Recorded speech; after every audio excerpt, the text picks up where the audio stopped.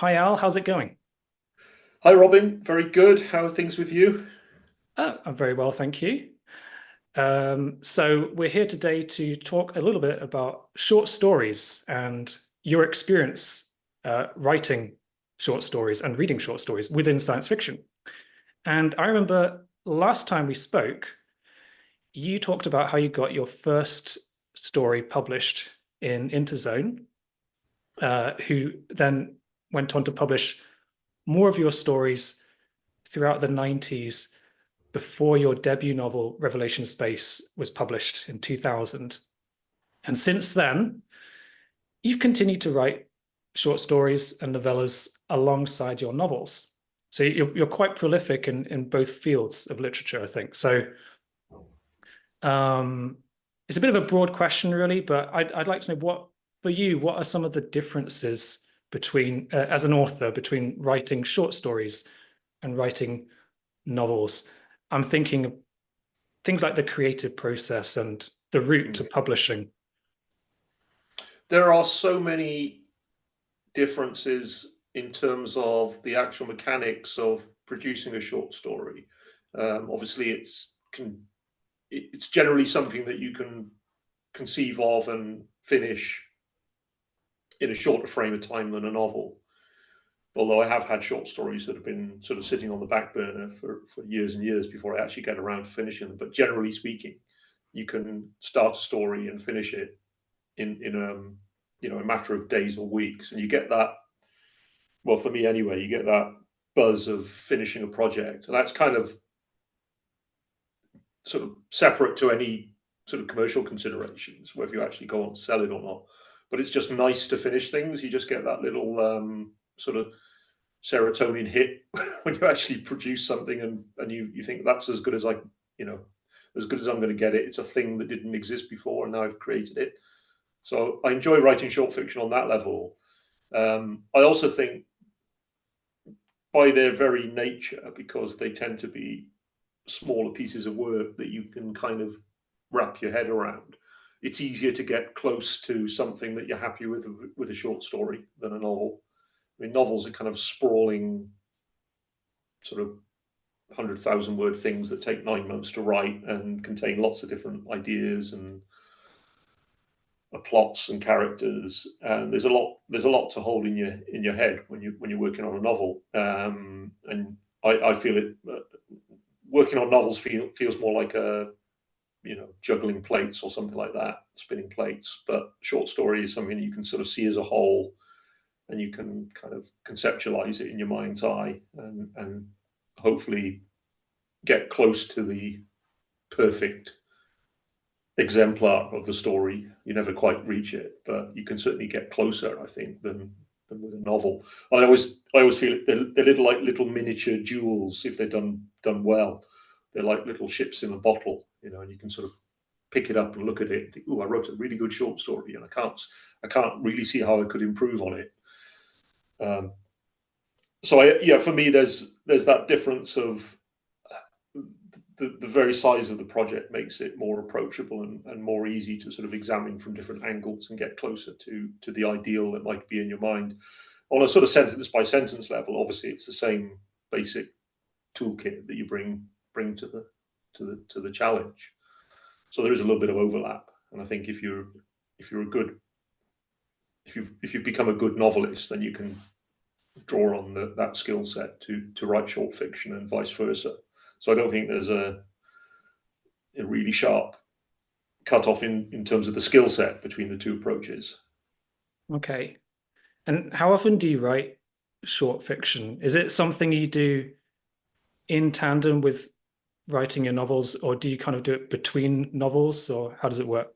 A bit of both, really. I now and again I'll take a break from a novel because I just need to step away from it for a few weeks. And again, it's about getting that reward hit of finishing something, because when you're in a novel, the end can be months and months away, and you sometimes feel you're in a sort of a bit of a long, lonely trek to get it completed. And it's nice sometimes just to say, well, I took a break of a week from it, and I finished a piece of work, and that's a nice little boot. And then that helps you then with the novel, because it gives you a little bit of it's a bit of a morale boost to crack on with the novel.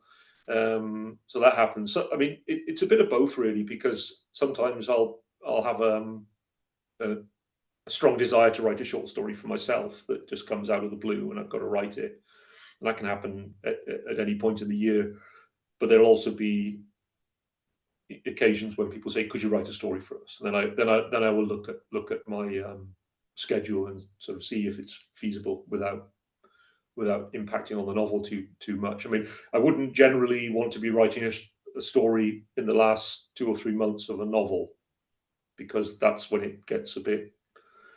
I mean, all hands on deck really in terms of finishing a novel. But when the sort of deadline is 6 months away or 9 months, you think, yeah, I can legitimately take a week or two off now to work on a short story. Okay. I mean, but at the end of the year, I'm kind of happy if I've written 2 or 3 short stories. That's about my output level, and I don't really care whether they're written in parallel to the novel or at the end of the novel. As long as I've done a little bit of work outside the frame of a novel, then I feel good. Okay. And when you're kind of conceiving of these ideas for short stories, do you have like an area in your head, or maybe somewhere where you take notes where you're thinking, okay, that could work as a short story. That's something I could do at some point. And then, once you find you've got some time to do that, you start working on that? Or how do you get your ideas together and turn them into short stories? Well, I tend to work on the assumption that almost any effective story needs two ideas to make it work, and often it's coming up with the second idea is often the challenge, the bit that you can't really automate. So I've got a file on my PC which I've been adding to for 23 years or so, however long I've had the PC, and it's basically just full of story ideas. And what happens is I'll have an initial idea that I feel may be the basis of a short story, and I'll write down as much as I can of that idea, but it won't catch fire and become a short story until I've had what I call the orthogonal idea. So I tend to think you kind of have the main idea, and then you have a secondary idea that kind of comes in at 90 degrees, which doesn't obviously relate to the first idea. And that's when the sparks fly and you feel you've got something good, but you can't force that second idea.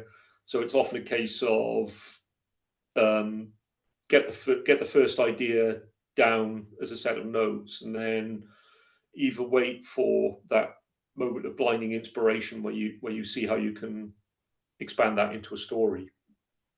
Okay. Or maybe less commonly, you actually realize that you've got what appeared to be sort of germinal ideas for 2 short stories actually give you one story if you mash them together. So I work on that basis, and I have a lot of those kind of fragmentary notes on my PC. So I think of it as like a sort of production line. So there's always sort of bits of short story lying around, and then over time they hopefully become fully formed pieces of fiction. So it's a sort of thing where if I had an idea last week and wrote a few notes down, it might be years or decades before that becomes a piece of work out in the world. Right. But it seems to, as long as I've got enough of those ideas in the production line, then it seems to work. And are these ideas, are they typically like SF ideas, like the novum in the story, or is it more like characters or plot ideas, or is it kind of all of these things? I think when you say novum, I think that's a good way of maybe sort of characterizing the initial idea. So, I mean, it's enough of idea that it kind of gets me excited. I think, yes, there's something I can work on there with that idea that I can develop into a short story, but it feels a bit thin on its own merits. Right. You kind of know that you need another ingredient in the mix, maybe more than one, but you certainly need something else, unless it's an absolutely, maybe if it's just a 500-word vignette, then you can kind of just work with that one novum. But generally speaking, yeah, I'll have, I mean, I've got, to give you an example, because I try not to be too precious about these things. I've got an idea on my computer at the moment, which it may never become anything, but it's about a kind of military robot that's sent back to the factory for reprogramming during the middle of a war. It keeps malfunctioning, and they keep taking it back to this sort of lab and trying to work out what's going wrong with its software. And the robot kind of keeps hallucinating that it's a sort of World War One, like a soldier sent back from the front line to a convalescent ward with shell shock. Okay. And at the same time, there's another strand in which there's a kind of a soldier who's been sent back to a convalescent hospital, who keeps having these dreams that he's a robot. So it's like it's definitely nothing it's not far enough along the process to become a story yet, but it's kind of like nagging at me. It's like a sort of itch that needs to be scratched. So that's how they work. But Okay. I try not to be too precious about them. I mean, it's just like I throw a lot of ideas at the file, and just let sort of let the good ones win, really.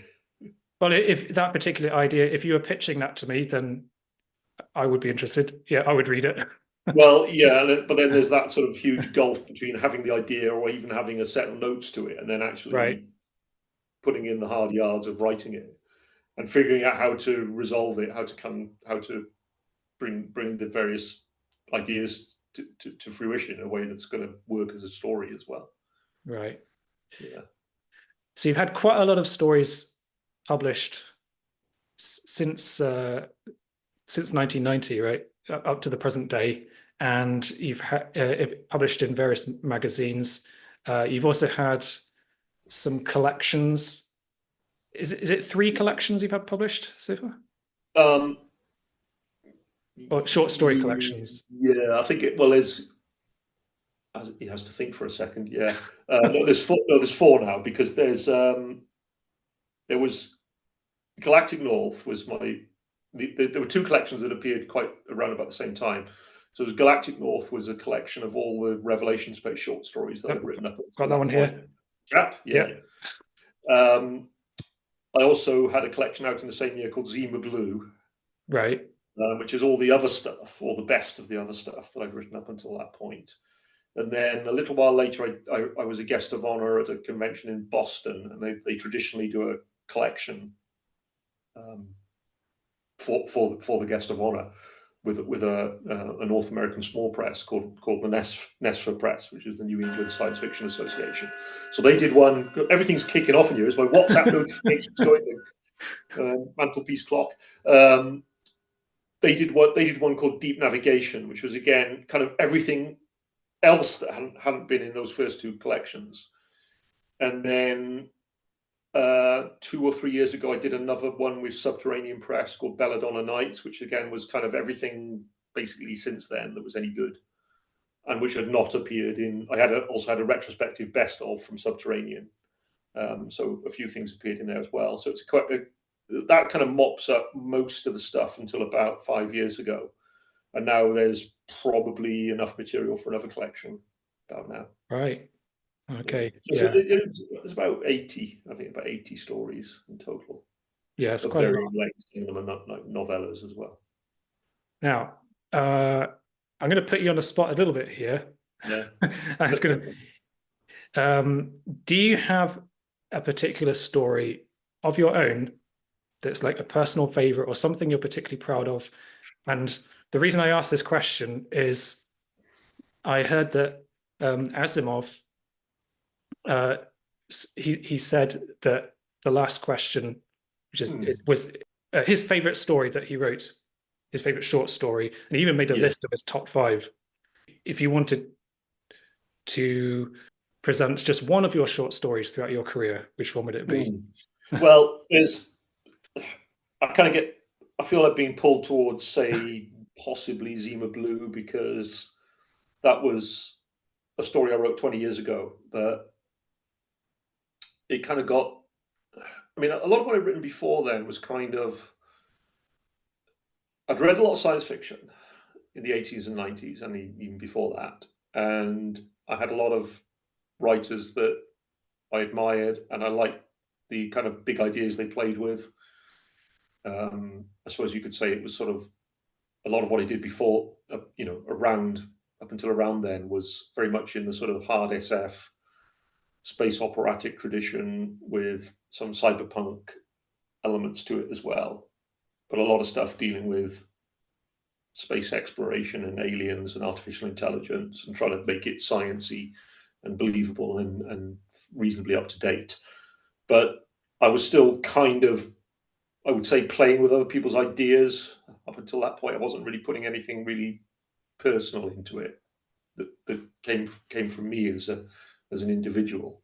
I think because I was just learning my craft as well. So you've got a lot to do when you're just trying to become a basically serviceable writer. There's an awful lot of hoops you've got to jump through.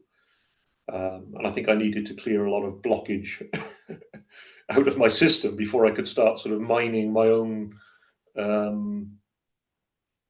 inner concerns, if you like. And I think Zima Blue is the one that begins to get closer to that, because it's a science fiction story, and it's got sort of an interstellar setting, and it's got spaceships and things like that in it, and robots and whatnot.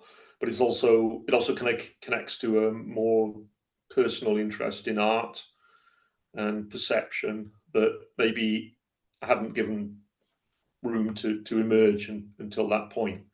So because I got a background in space science, it's kind of understandable if I get put in a little kind of hard SF box that this guy's interested in black holes and equations and hard SF, which is true. All of that's true. But I've also had a deep and lifelong interest in art, and I felt that with that story, I was kind of tapping into both sides of my brain, if you like. So it's a story that it kind of connects to an interest in, say, modern art. There are references to Yves Klein and International Klein Blue, which was this particular shade of blue that was associated with Yves Klein, and then that became the kind of motif in the story. This artist obsessed with a particular shade of blue, and the story is about mining the truth behind that artist's obsession with blue. What does it mean? What does it tell them about their own nature?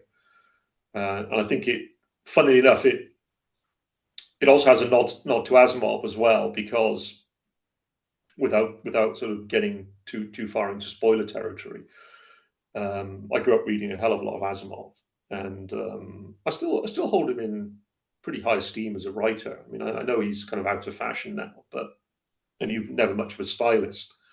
But I think the sort of good aspects of his writing, I think, shouldn't be underestimated. And I particularly enjoyed the robot stories, and I suppose the kind of culmination of the robot stories, before he started doing sort of Robots and Foundation and try and tie everything together with the late novels, which are a bit silly.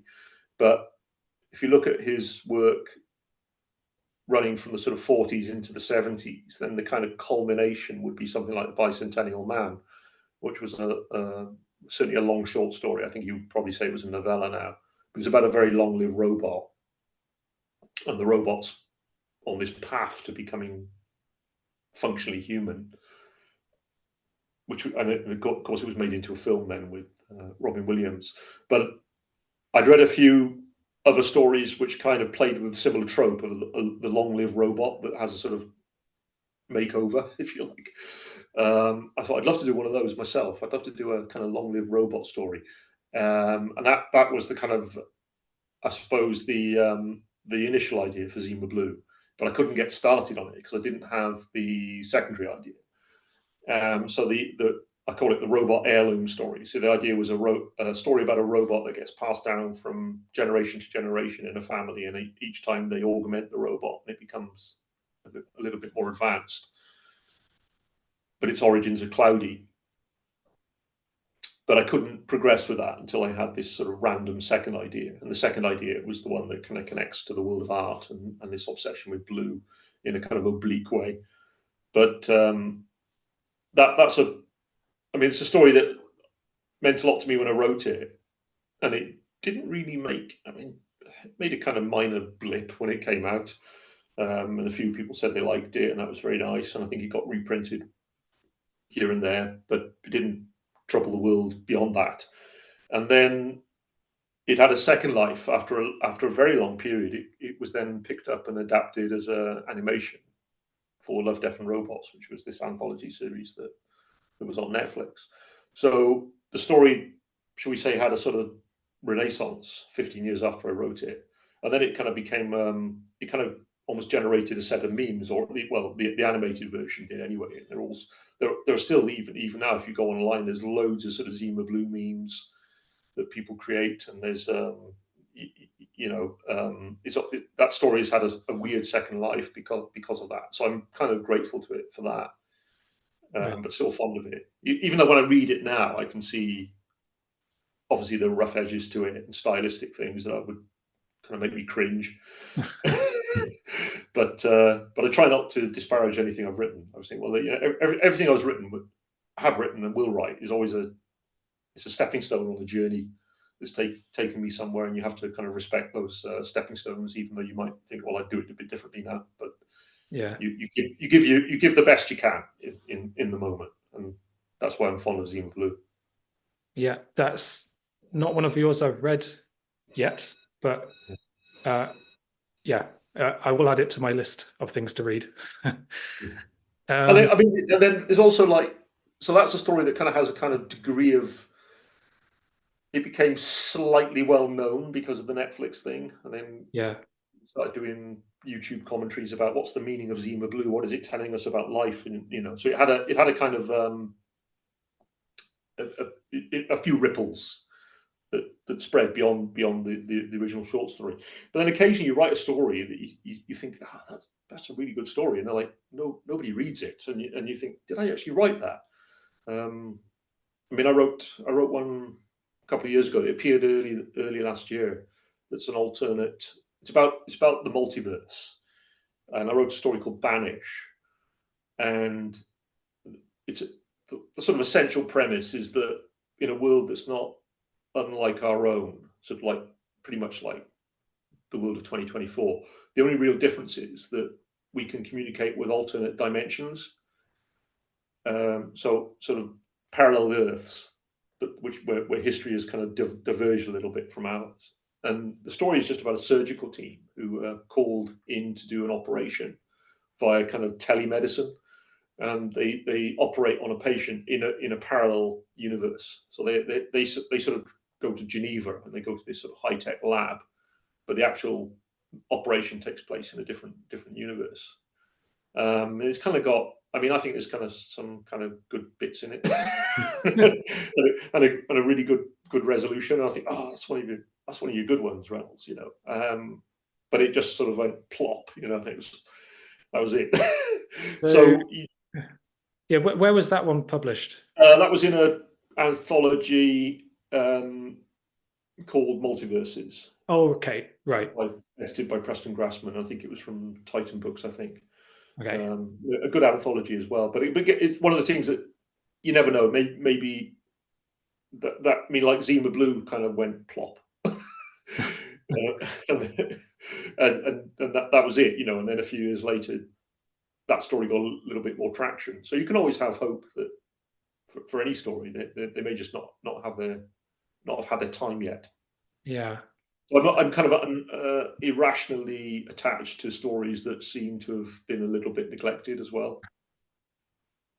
Well, I wanted to sort of discuss like one of your recent short stories, because most of your shorts that I've read is your older stuff. So I read Galactic North, right? And I've talked about one of the stories, Grafenwalder's Bestiary, on my channel. I think that was my favorite from that collection. Okay. But more recently, I read a story of yours called Lottie in the River, which was published in New Scientist last year, I think. Yes. Yeah, and I thought it was quite an interesting story. It's quite a short one, but it's got a kind of, it's set in quite a sort of I think, quite a bleak and dystopian world, but it's quite an optimistic story in one sense. The characters are very sympathetic, and it ends on quite an optimistic note. I think anyway. Can you tell us a bit about this story?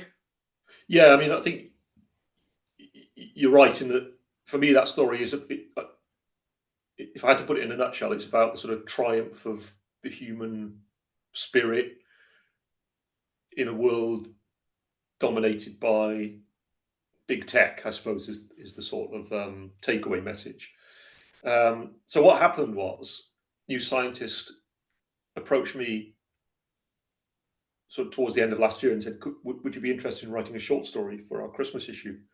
And I was really excited. And although I was, as I said, I'm somewhat busy with other things, I sort of took stock of what I was working on and thought, yes, it'll be well worth my while taking a week or two off to write a story for New Scientist, because one, I'll have written another story, but also it potentially there's that readership reach that not necessarily going to get through traditional science fictional publishing venues. So you never know who might read a story in a mainstream magazine like New Scientist. So I really wanted to go for it, and I thought about it, and I said to them, kind of semi-pitching the story, I said, well, because it's for your Christmas issue, I'd love to write a Christmas ghost story, a science fictional Christmas ghost story, because I was thinking about kind of classic Christmas stories of Charles Dickens and M.R. James with a kind of, spooky element to them.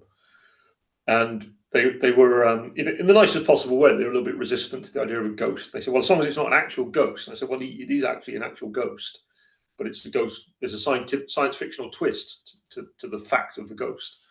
But they weren't really buying that. So I shelved the ghost story and came up with something else. And I'd had, I guess, a few little thoughts. I don't think I'd written anything down, but I'd had an idea about monetization and paywalls and things, the way the world seems to be going, where big tech wants to take over every aspect of your life and invade it unobtrusively, sort of sneak inside your deepest desires. And I'm not, as you can imagine, I'm not a huge fan of social media and sort of the way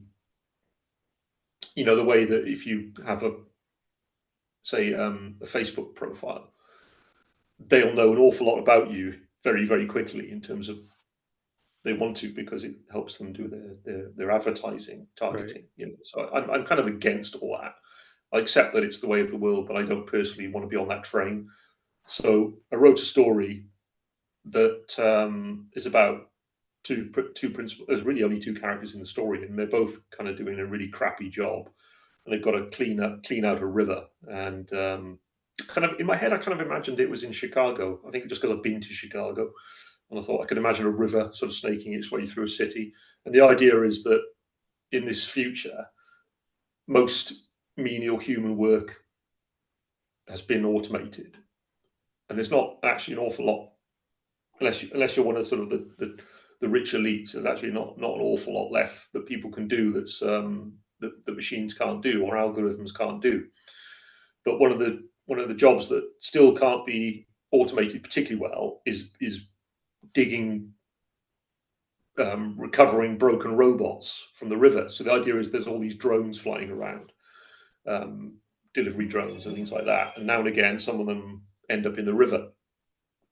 And they found if they send drones to sort of trawl the river for drone parts, then the drones get stuck, and it's a bit of a mess. So it's easier just to have people going basically with big fishing nets, just sort of seeing what's stuck at the bottom of the river, and then they sort of bung all this stuff in a hopper, and then they get paid a very low amount of money for what they found at the end of the day. So that was kind of like the setup of the story, and then it's about the interaction between two characters and how they're somewhat ill-matched at the start of the story, and how they then play off each other, and then obviously the story works its way towards a resolution, which, as you say, is somewhat optimistic. It's about these characters kind of asserting their human spirit in the face of this obtrusive technology, a world of hyper-capitalism.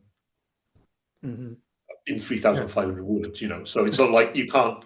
You have to be quite selective about what you can highlight, what you can go into in that span of time. And that's why, for me, it is working at that sort of length. It's very challenging because you can really only you can't tell a long story. You can't have too many scenes. You can't have too many characters. You kind of have to just zero in on the essentials. But that challenge itself is interesting, and kind of it's exciting and satisfying when you feel you've kind of baked a story down to the absolute essentials, and then you can kind of see it from different angles and think, yeah, I couldn't. Maybe if I spent another year on it, I could improve it, but in the time frame that I've got, that's about as good as I can make it, and I'm quite happy with it. The story's called Lottie and the River, Right. and as I was writing it, the character had a different name, but every time I typed it, it came out as Lottie. I was kind of resisting this, and at some point, you just kind of give in. You say, okay, my hands are telling me this character has to be called Lottie. Okay, interesting. There was a somewhat similar name, but it kept becoming Lottie. so rather than fight the process, my character became a Lottie, not whoever. I can't remember what she was. Laurie, that was it. It was Laurie and the River. And every time I wrote Laurie, it became Lottie. Is that just a typo you kept on making, and then you ended up just accepting it? Sometimes I think it might be your subconscious telling you, no, you got to go with a different name here, mate. Okay. And it's also, the whole story is also kind of delicate. It's got some sort of Joni Mitchell references in there as well, which not to belabor the point, but just there's a few sort of little thematic details in there that relate to Joni Mitchell, who I'm a big fan of. Okay. And was that the first time you were published by New Scientist? I think so. Yeah. Okay. I think so. I think I'd done some non-fiction for them, like reviews and things. Right. But yeah, I think it's the first piece of fiction they've run by me. Yeah. Okay.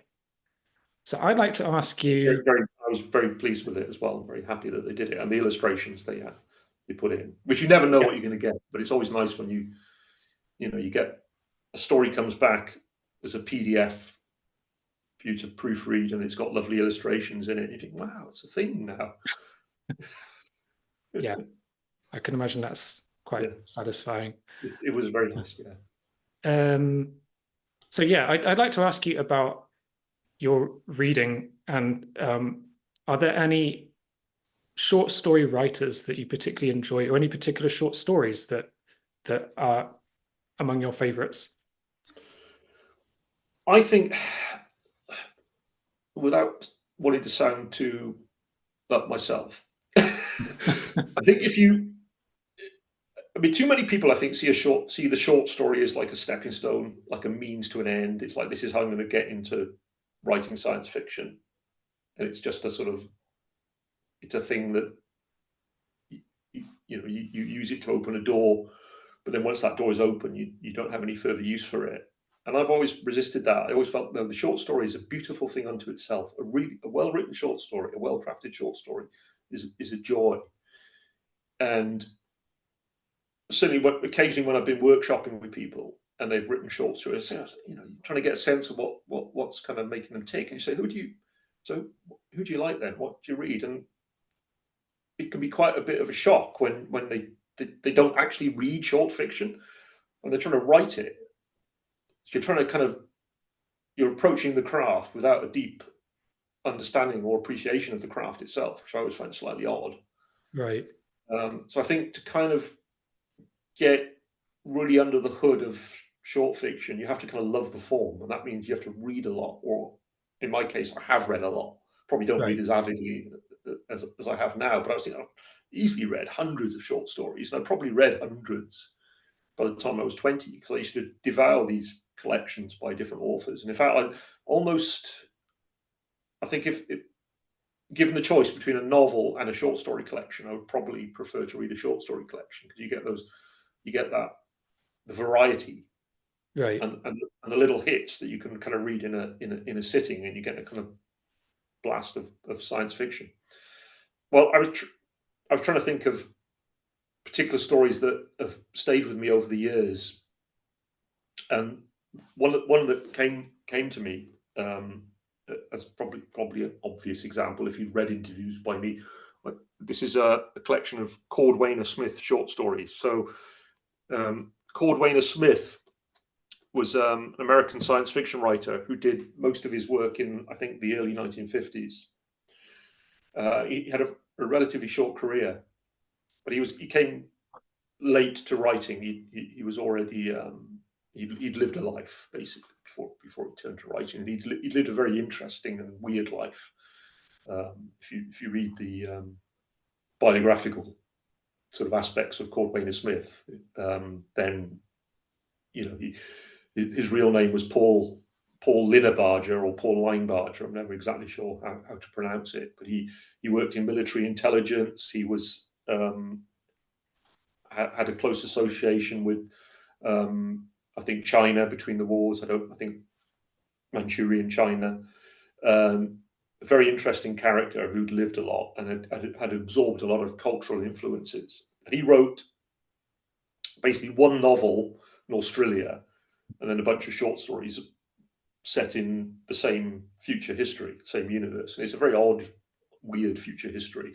It's got spaceships in it and it's got aliens.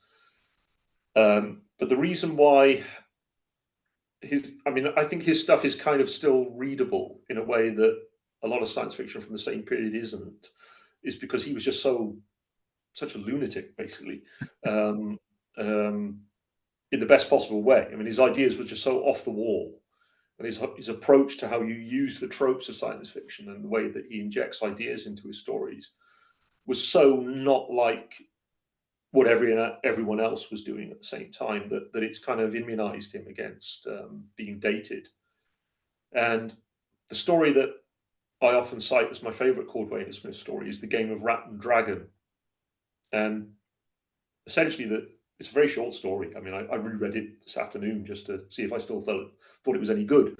You can read it in about 25 minutes easily. And essentially, the premise of the story is it's a very, very far future, hundreds of thousands of years in the future.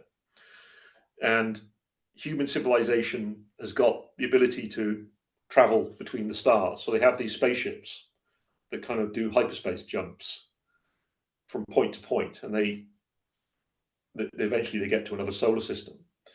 But when they're midway, so they might take 5 hops to get to another star system.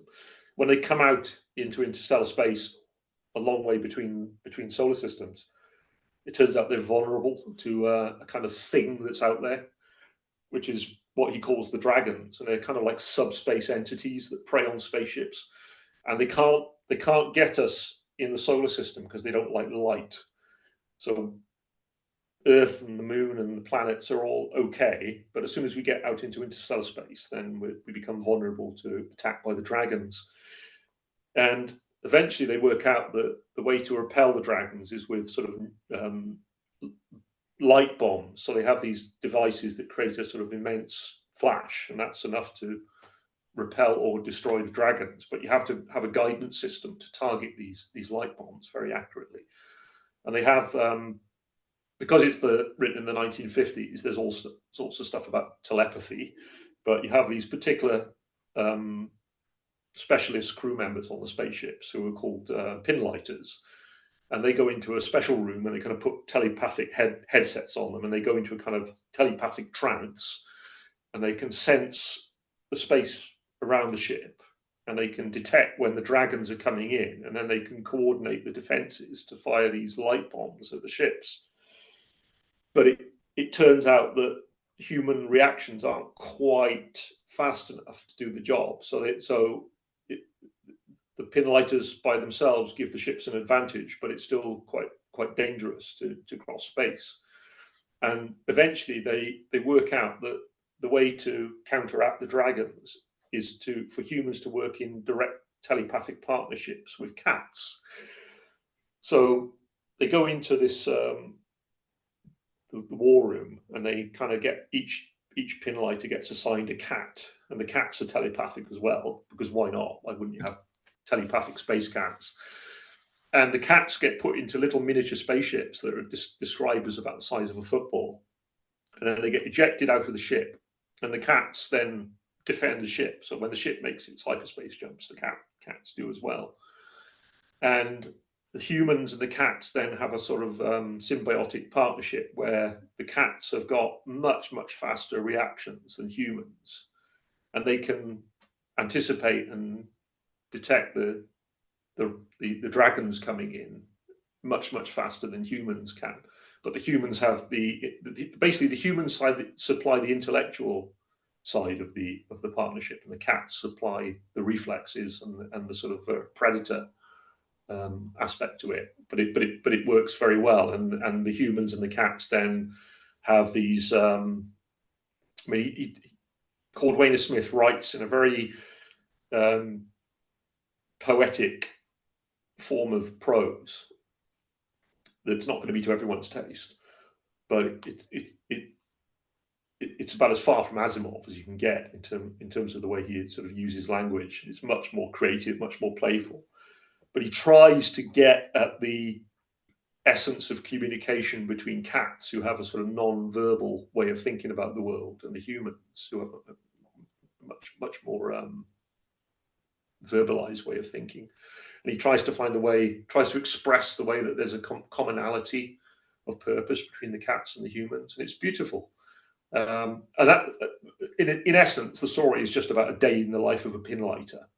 It's about the poor guy who has to sign on to the ship, and it's a horrible because of the sort of psychological stresses of dealing with the threats to the ship and the occasional close encounter with a dragon.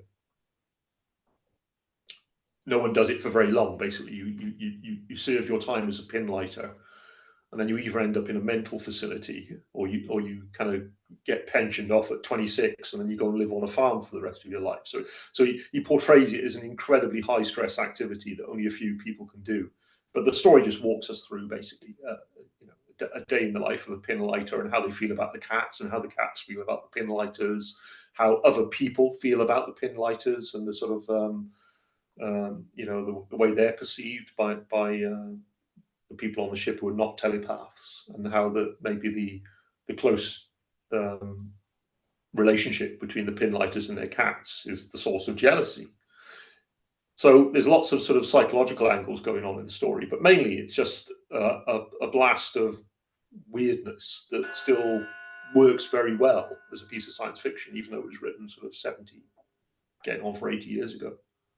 Yeah, I agree. I have read that story, and Cordwainer Smith is one of my favorite classic SF writers. I have the SF Masterworks edition of The Rediscovery of Man, which contains most of his most well-known stories.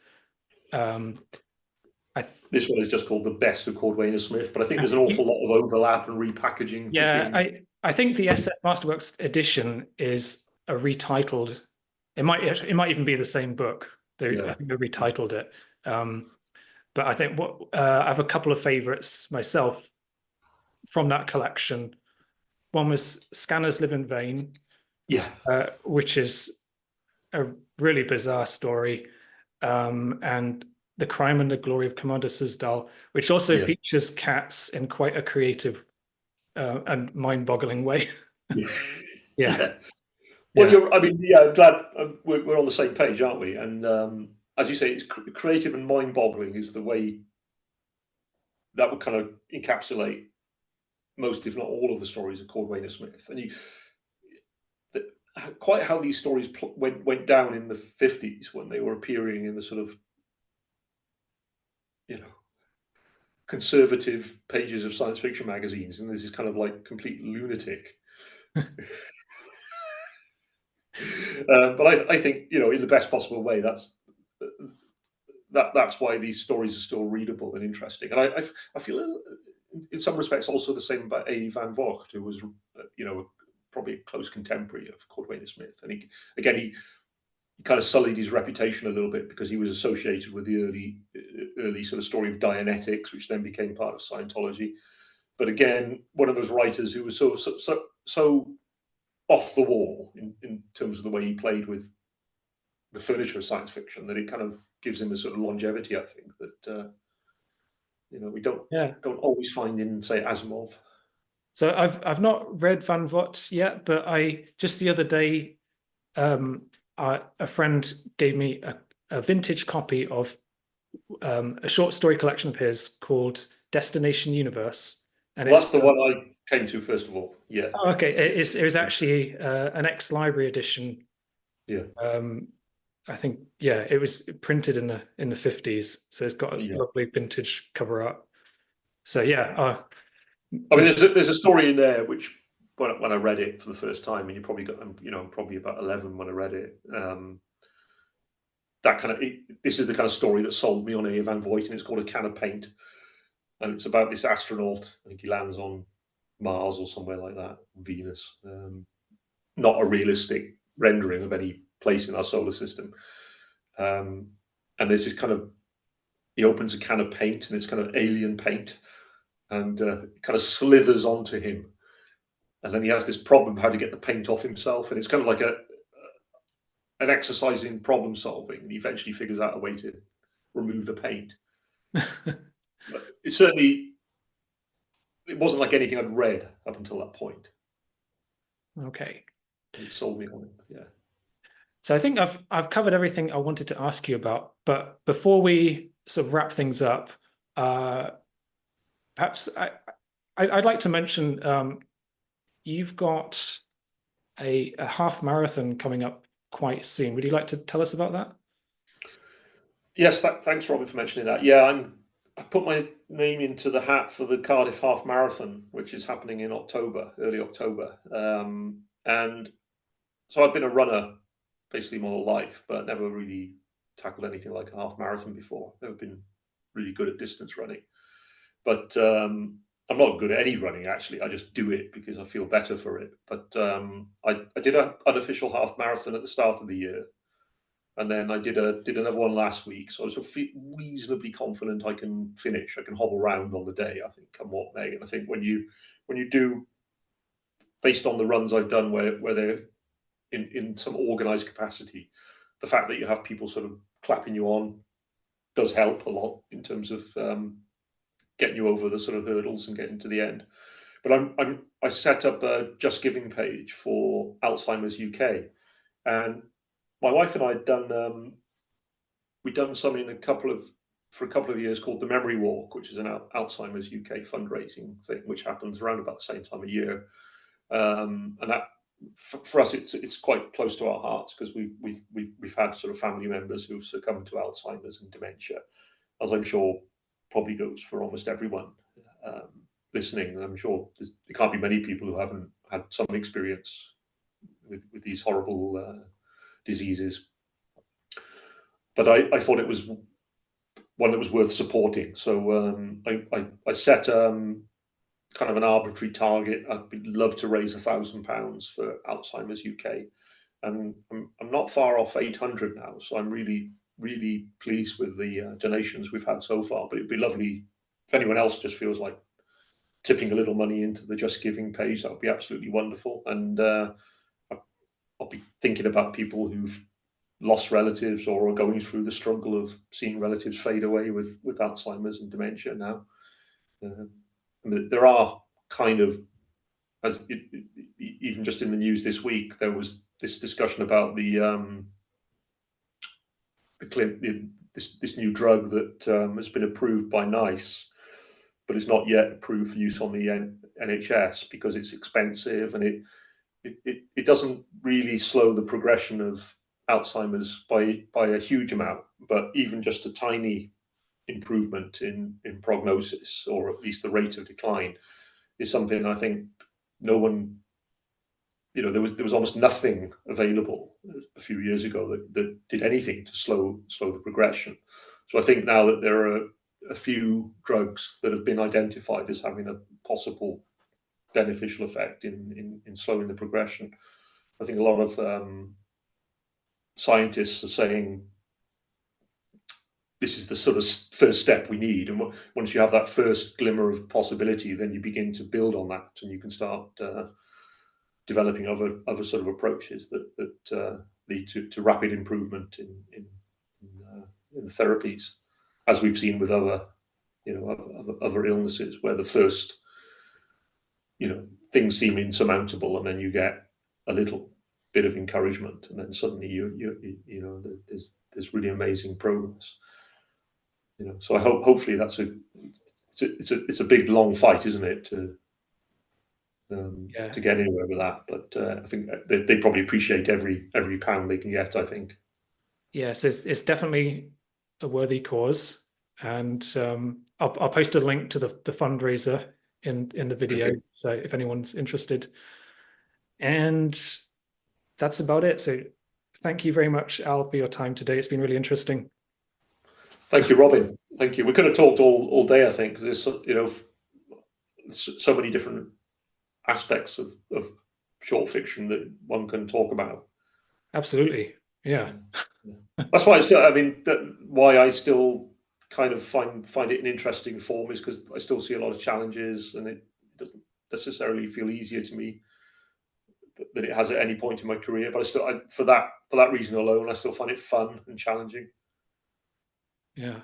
Every time I start a short story, I'm like, is this one actually going to work? Am I going to finish it? I don't know. It's always a bit like leaping off a cliff, and hoping you've got a pair of wings. Right. But it's nice when something comes out at the end of it.